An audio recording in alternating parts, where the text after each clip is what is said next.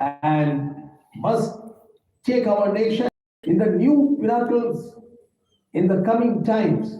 I see you all as the ambassador of the society.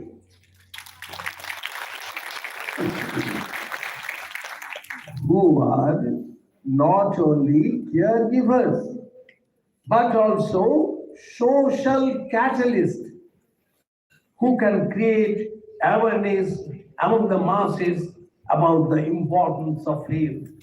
You have to think that is the importance of health care.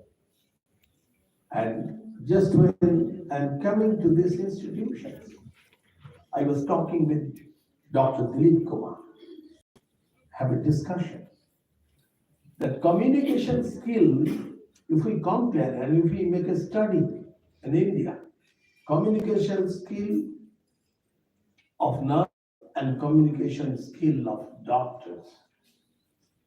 I hope the communication skill of nurses will be better. And you have to make such an example that from your behavior, the doctors are also will be inspired. Just, I am telling you an example that when I become house staff, and at that time, a patient had severe APH, pulse was imperceptible, and to make her anesthesia, it was going to be very difficult. So many persons were trying. There was no time for the vivisection. Then I wear the gloves, apron, and everything. But after a few minutes, I opened the gloves. And whenever I opened the gloves, and I told the sister, let her die peacefully. Whenever I open the gloves, one needle enters into the vein. Instantly, the OT sister started. She inspired in such a way. And then I wear the gloves.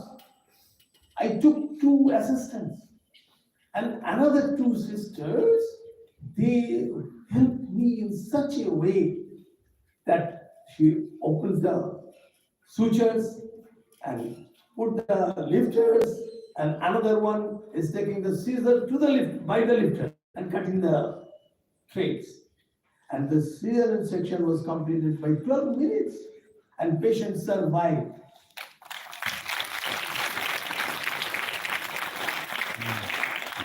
Yes, the history of medical science is enormous. In our country, there is traditional Indian knowledge is also something, there is a full of research. In our country, at that time, 2000 years back, rhinoplasty was done by Susruto. And again, if you think how this come within 200 or 300 years, very fine history is there. Once upon a time, one doctor, his name was Semi-Luis, he observed that at that time there was no divisions going to the medicine world, and same doctor is going to the obstetrics world. And he observed the doctors who are entering directly from the anatomy hall to the obstetrics ward, the mortality rate of that ward is high. Then he instructed that everyone should wash their hands when they will come out from the anatomy hall. But everybody was advised. And they were made a conspiracy that that doctor has to be built out of the institutions. And they planned. They made it that Dr. Lewis is a psychiatric patient. And everyone planned in such a way. He was put into an asylum. And that asylum was not cared properly. Sometimes someone becomes dead, nobody cares, nobody comes to take the body of the person. Then, same incidents happened when Dr. Semi reached in that institution. One person died, and Dr. Luis, he cut his finger and enters into the dead body. And ultimately, he died of sepsis. After his death, everybody was think about there is something problem. And the conception of infection came out. Similarly, you students, you have to think in such a way that you are treating your body. That means whenever you putting your hand to my body.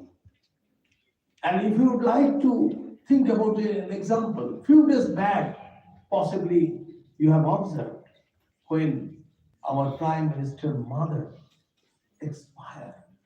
At that time, on television, it was shown that Prime Minister was washing his mother's feet.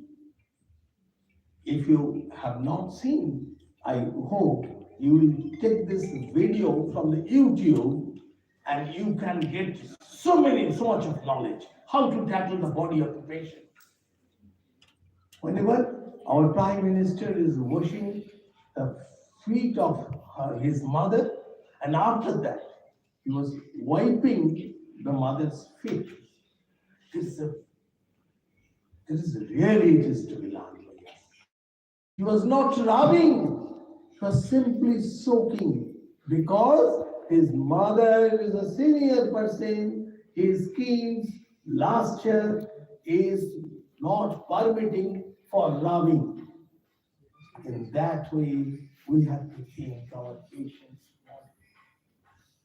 How much thickness, how much elastic, everything, on all kinds of activity, and even in the communication, I should give comfort to the patient, both physically and mentally. That should be our motto.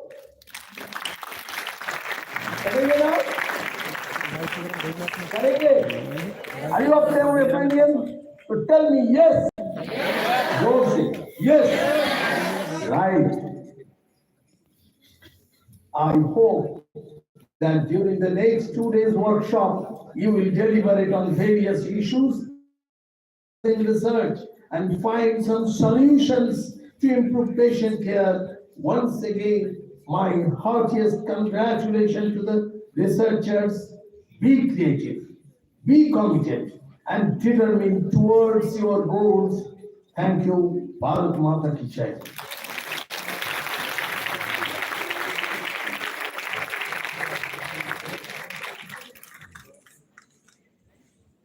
Thank you, sir, for such a motivating and giving us a lot of learning today. Thank you so much. I hope everybody will follow. Sir said have commitment. Let's have commitment towards nursing. So thank you so much, sir. Now we have with us Professor O.P. Mauriya, sir. He's the Vice Chancellor of SGT University. Everybody knows about him, but I take the liberty to tell something about him here. He he is formerly Vice Chancellor of Pandit Sri Sharma University, and he has over 40 years of past experience. Okay, so I want to speak little about him because he's a very leading person over here. Thank you, sir. I invite you to please address the gathering.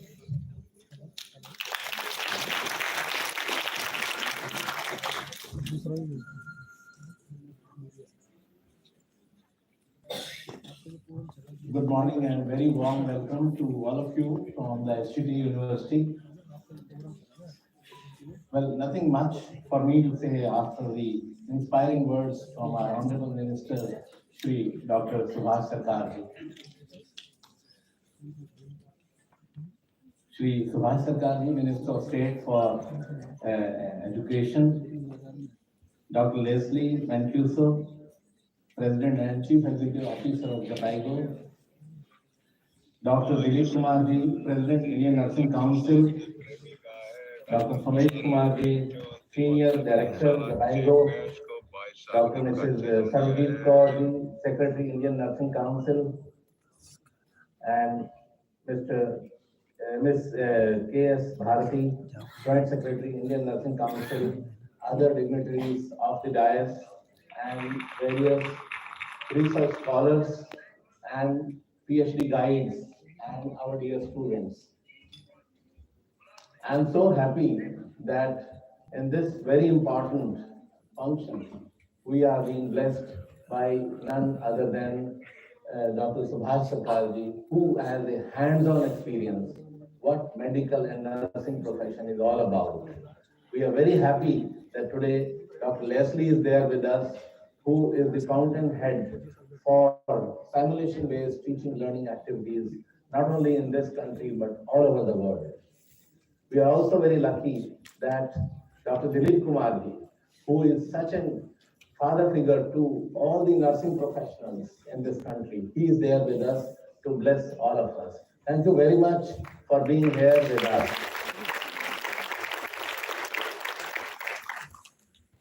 Dr. Subhash Sarkarji mentioned that nursing profession is an art, fine art, and finest of fine art. I think there's no word better than this. And I'll just add one line to it. It's both an art and science. And that is what is this session about, because we are talking about research. We are talking about training the trainers, the research guides, the PhD students. Our university is actually playing a very major role in promoting research, not only at the postgraduate level and of course at the PhD level, but also at the undergraduate level in a very big way. In the whole country, the research is not given so much of promotion at the undergraduate level because it's not a very important part of the curriculum. But during the last 6 months, our university organized two such major workshops, that is Synergy. And we were blessed with Dr. Subhash Sarkar personally visiting this very hall during this period. Thank you very much, sir, for joining us again this week. During this Synergy workshop, which was held, where our undergraduate students had an opportunity to showcase their research talents, nearly 350 projects were showcased, not only to our university students and scholars, but also to various college students from nearby and also the school-going students. Nearly 200 school students, about 20,000 of the students participated, and they visited the see how our undergraduate students are doing research. Therefore, I can very proudly say that our university has a very legitimate right this thing to promote research at every level. And thank you very much, Professor Dilip Kumarji, for choosing our center for this very important event. As far as nurses are concerned, until a few years ago, we were feeling that nursing professionals, they are mainly there to follow the orders or instructions being given by the doctors. But that is no longer true. With the launch of nurse practitioner program, starting with intensive care or critical care nursing, and now going on to so many other fields, nurses can also be very important decision makers in the entire treatment protocol of the patient. Because I'm a medical doctor myself, a nephrologist, but I can say care of the patient is concerned. The doctors, they come for the morning round and evening round and they give instructions and whatever treatment protocol is to be followed. But nurses are there throughout the day and night, making such a big sacrifice, and their families have to sacrifice because they have to be with the patient. Therefore, whatever care is being provided, overall nursing care is being provided, nurses have an 80% role to play as far as the overall well-being of the patient is concerned. Therefore, the example set by Florence Nightingale continues to inspire even after a century to all our nursing and medical professionals. We are very proud that at this university, we have state-of-the-art Center for Teaching Learning Activities, that is a national reference annulation center, which has become a role model, not only for nursing professionals, but also for medical. I must say that even medical doctors from all over the country are coming and getting trained over here. The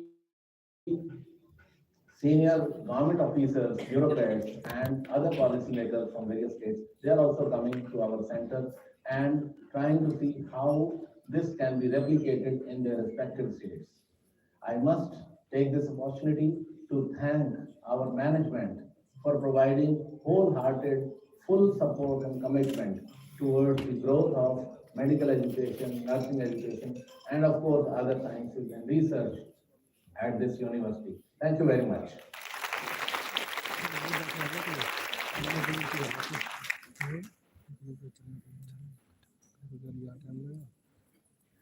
Thank you so much, sir. Now, our global and beautiful leader. I would like to say some few words about you, ma'am, before you. It's very interesting her life, and we should all know about her.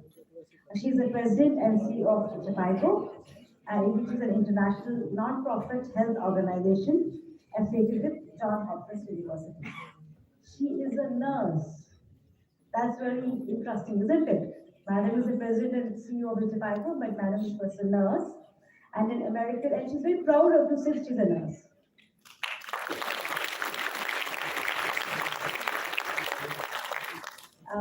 She is an American Academy of Nursing Fellow also she has, and she is a recognized international business leader with a track record of success in bringing accountability and navigating changes in the international non-profit sector. She has over 25 years of experience in developing public and private partnerships with organizations such as Bill and Melinda Gates Foundation, Chevron, ExxonMobil, GE Foundation, etc. She oversees Japigo's long-standing and extensive relationship with international agencies, foreign governments, and ministries of health, nursing midwifery, and medical schools, professional associations, and non-governmental organizations. She's a passionate advocate for the nursing profession. You will see when she speaks. She lends her expertise to the Advisory Council of the Johns Hopkins School of Nursing, as well as Sigma Theta Tau International English Global Advisory Panel on the future of nursing and midwifery. She includes, that fund includes some of the world's most prominent nurse leaders and is tasked with identifying global healthcare issues, specifically noting those related to a voice and vision for nursing and developing corresponding solutions to address them effectively. Dr. Mancruza has also been a recipient of many prestigious business and professional awards. Thank you, ma'am. And she has a lot more to say, but just now thank you so much. Too much. Good morning, the Honorable Minister of State for Education, the Honorable Vice Chancellor for SGT University. It's wonderful to be back. To my dear colleague and friend, Dr. Dilip Kumar at INC, to Dr. Somesh Kumar, our country director, to my colleagues that joined me here today, Deborah Bosmeyer and Koki Agarwal. As you will note, I have a couple very powerful leaders with me, and they are women, and I'm very proud of that. To all the faculty and students that are here today, I will only speak for a few moments, because who could speak after the Minister of State for Education, who gave very hard to follow. Very hard to follow. But let me just say that it's been my honor to lead Japigo over the last 21 years. We're working currently in 41 countries around the world, including right here in India. I have said this to anyone that listens. I am a nurse first, and I am the president and CEO of JPIGO second. And I've been clear about that forever. I believe that I am the president and CEO of JPIGO because I'm a nurse. It has been my nursing background that has given me the capabilities and the knowledge to do what I've been doing and how I've been leading around the world. My passion for nursing today is as strong as it was when I first went to nursing school, and I won't tell you when. But let me just say, it's been JPIGO's honor to support the INC since our arrival here. We've been in India supporting our colleagues for many years, at least over 20 years. And certainly our commitment has always been to support the government and their goals, and to support the INC and their goals. So JPIGO is simply here to provide expertise, but most importantly, to work side by side with the experts here in India. So it's been our pleasure and honor to support the INC and support the government as they develop the nursing profession here in India, as they looked at baccalaureate education, as we looked together at how to look at skills lab and simulation labs. We are now working to look at the new advanced practice in midwifery line, which I think is exceedingly important for India and exciting for India, to be looking at midwifery-led care, where women can come and be guided by knowledge and skills as nurses and as midwives to be able to care for those women and take them through their life cycle. I think this is really important for India, certainly important for the world to see what India is doing. It's no doubt been our honor to continue to help in all areas. Now, why is JPIGO, besides having a CEO that's a nurse, why is JPIGO so committed to helping support our India colleagues and to help support nursing around the world? Because you all know this, and I know this, but we know that the first people most people see when they seek healthcare are nurses.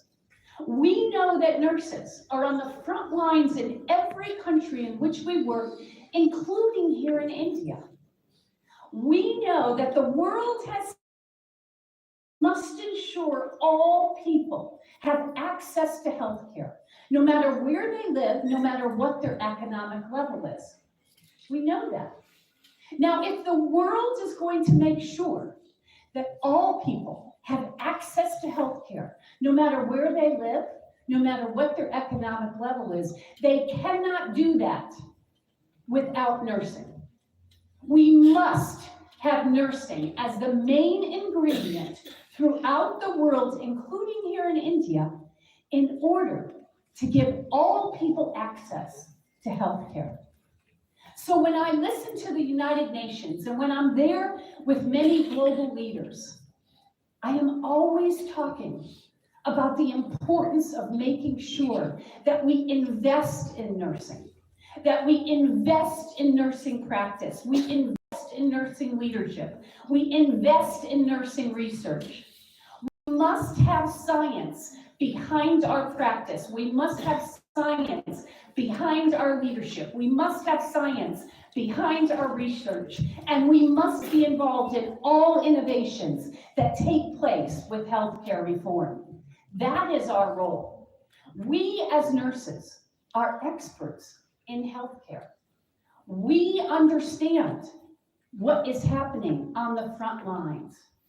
And when I look out at all of you here today, your role is critically important because it's your enthusiasm, it's your understanding of the importance of research and science, it's your understanding of the role nursing must play at every level of healthcare in India. You are the important communicators and the important leaders to help India transform and continue to transform health so that all people in India have access to health. And as nursing leaders and nursing educators, you are critical to making that happen. So I wanted to be here today to support Dr. Dilip Kumar. I wanted us to be here to meet all of you, because to me, you are the future drivers of change for India. You are the ones.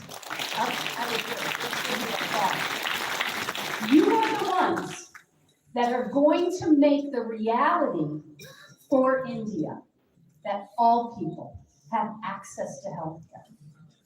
I had the distinct honor while I've been here to be out in MP a couple days ago. And I must tell you, I met many nurses along the way. I met them out in the villages. I met them in the community at the health and wellness centers. I met them in district hospitals. And I came away with every visit, every time, saying to myself, this is the future for India. This is what is happening. This transformation of the nursing role and watching nurses be embedded at every level, including here today, at the level of education and research, all critically important to us transforming healthcare, not only for India, but for the world. Now, I have said at every stop that what I believe India is doing is they're setting the example for the world. I have seen primary health care here in India. Everyone's talking about it, but I'm witnessing what is happening here in India. It's exciting. And nurses to that being successful. I have visited this university before. It is an incredible university with a wonderful simulation lab. Wonderful. I also must say, every time I visit, I meet the leadership here.